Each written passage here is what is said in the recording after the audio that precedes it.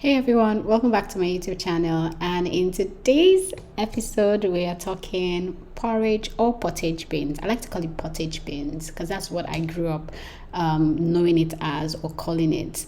Pottage beans is super technical, and I find that not a lot of people know how to make it. And I don't know the reason why they don't know how to make it, but today I'm going to share some of my tips and tricks. A little backstory.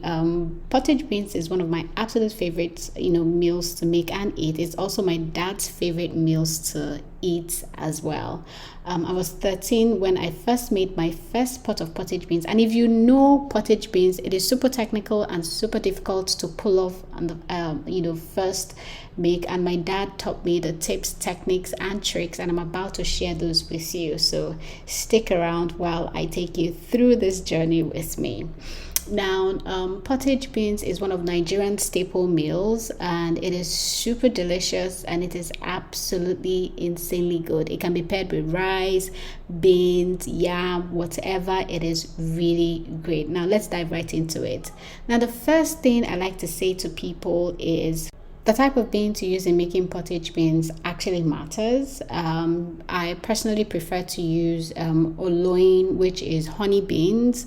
You have in Nigeria you have a variety of beans. So the brown beans, you have oloyin and oloto. I don't know what oloto means, but honey beans is oloyin beans. And then you have the black-eyed beans. You can use the black-eyed beans or any variations of beans, and it will still turn out the same as long as you follow these steps and tricks. Now, the first thing that my dad taught me to do is to soak my beans overnight, or at least 1 hour, and also to parboil the beans for at least just 5 minutes, and set that aside and then wash it. So here I have soaked it and parboiled it. Now, the next thing that I do is I typically just add a ton of water into a pot. Now, I've made pottage beans so many times that I know how to eyeball it, but I will try as much as possible to give you a detailed measurement in the comment or in the description box.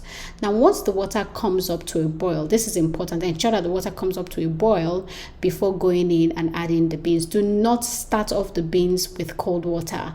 Make sure that the water comes up to a boil before you go in with the beans.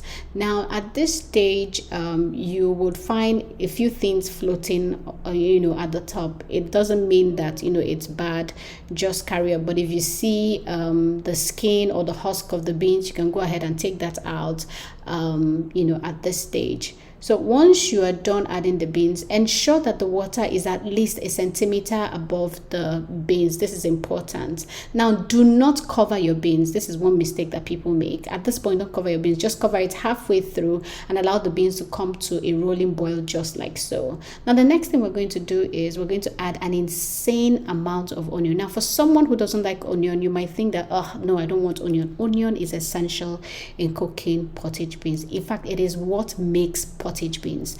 Add an insane amount of onion that it smells as if what you're cooking is onion. Add an insane amount of onion. Now, I like to use about 1 large onion and half of it. So that's 1.5 large onion. That's what I like to use for beans. Or you can use medium size. Ensure that it is just 1.5 medium size onion or large onion. And once you've added that, just go ahead and stir that, then cover it and allow that to cook. Now, allow this to cook for about 30 to 40 minutes until the beans is just soft, not overcooked, just soft. That's what you want at this point. One mistake that a lot of people like to make is as soon as they start to cook their beans, they season it with salt. Now, seasoning it with salt at the beginning will lengthen the cooking time. So I'll let you know when to add beans. That's where your beans cooks thoroughly, faster and easier before you season it with salt. Now, once you uncover the beans after 40 minutes of cooking it and your beans is just soft, go in and add some crayfish. Now, with crayfish, a little goes a long way. Crayfish is actually a local substitute for seasoning cube. So I would say add crayfish. You don't necessarily have to add seasoning cube. With seasoning cube, you can add 1 cube of seasoning cube, but crayfish goes in first in my cooking style. Now once you're done adding the crayfish, the next thing you're going to add is pepper. Now a lot of people tend to use fresh pepper, which is scotch bonnet peppers. However, if you are a beginner, because this is a beginner friendly pottage beans, I would say do not use fresh pepper. Use chili pepper or use dry pepper if you're in Nigeria.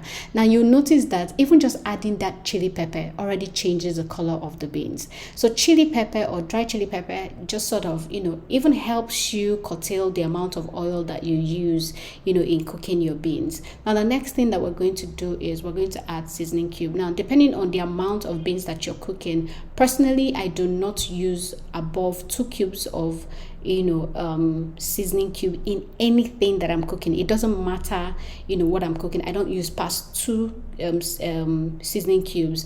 Now for pottage beans, rather than adding more seasoning cube, I would say add more crayfish to your cooking. Now allow that to cook for another 15 to 20 minutes and then uncover that, and it's time to start adding your red oil. Now at this point you'll notice that the beans is much softer, and if you're one of those people that like to mash your beans, now this is the time. Then after adding the red oil, it's time to then add salt. The beans is soft, it is cooked, just start seasoning it with salt. Now add enough salt. Now for beans, I find that if you cook beans a lot, you find that beans actually takes a lot of salt. It does take a lot of salt, but just be wary if this is your first time of cooking beans. What I would say is add a little at a time. Now once I'm done adding the salt, I like to cover that and allow the oil to emulsify, that is to boil and mix in with the water and the beans, just like so. You still have a little just floating here and there, but once you stir the beans, the oil will sort of dissolve and emulsify some more. So what I like to do at this point is to give this a good stir. Make sure it is not burning at the base, but if it is burning at the base, just sort of turn down the heat to medium heat and then carry on cooking. Now personally, I like a lot of oil in my beans, not too much, but you'll find that it doesn't float at the end. And once I add that second round of oil, I like to cover it again and allow that to emulsify some more. Now if you're someone who likes to mash your beans, this is the perfect time for you to go ahead and mash your beans. But I don't like to mash my beans. My beans cooks really soft even without mashing it. And don't forget to taste test. Now at this point, if your beans require salt or more salt, you can go ahead and add some salt. Mine doesn't. I was tasting it the second time because the thing was banging. It was banging, so I have to taste it some more. Anyway, so I'm going to go ahead and cover this, allow the oil to emulsify some more, and then carry on cooking. Now at this stage, I'm just trying to make sure that it isn't burning. I'm just moving it around. Even if it burns, it doesn't matter. Just turn down the heat and allow that to cook a little more. Then I'm going to cover this up and allow this to cook on medium heat for about 10 to 15 minutes, just to allow the oil to emulsify some more. And just like so, my pot of beans is ready. See how that oil has dissolved into the beans. It's married well with it, and see how the beans has also mashed up even some more just by stirring it. You don't really need to mash it up. I like for my beans to have a lot of character, which means it's not so watery, it's not so soft. Some of the beans has melted, and I still have some grains of beans, if I'm allowed to call them grains. I just like my pot of beans to have character. And if you're someone who likes your beans to be properly mashed, you can go ahead and mash it up, or continue stirring until everything just sort of melts and becomes more porridgey. But I can assure you that at this point your beans is perfect, because you're going to, if you're not going to finish a pot of beans in a day, you're going to continue to heat it up, and it works really well, or it dissolves really well. The beans is super soft. If you follow these steps and techniques that I have shared with you, you will make an amazing pot of beans. Now beans is super versatile and pairs really well with a lot of things. You find that I personally like to eat it with, or sometimes I like to eat it with white rice and stew. Don't judge me. I like to eat it with rice and stew. Sometimes I like to eat it with jollof rice. Do not judge me. And other times I like to eat it on its own, but I like to also pair it, or you can pair it with boiled yam. Pairs really well. Or if you don't want to eat it with boiled yam, you can go ahead and just add some chunks of boiled yam and chunks of yam into it. When you're adding the first red oil into it, you can go ahead and add yam into it. But you can also serve this with boiled yam as a side, or you can serve this with plantains, just like I'm having it here. I'll be having this with plantains. You can also serve this with Ijebu gari, or you can serve that with Igbo gari or yellow gari, as you may know it as, or you can just eat this as is. But for the sake of this video, I am serving this with fried plantains, and I will enjoy it as is. Then I hope that you like this video, and I hope that if you are a beginner and you are unsure of how to make beans, I hope that this video gives you wings and inspires and encourages you to go ahead and make your first pot of porridge beans or pottage beans. I hope that this video is super straightforward and helps you make your first successful pot of beans without adding tomatoes or adding any serere to it and all. This is just a beginner's guide. It's almost like a canvas that you can then play around with. You can add vegetables here, you can add yam, you can even cut up plantains and add into it. You can go crazy. This technique or this video is just a canvas for you to do anything with your beans pottage.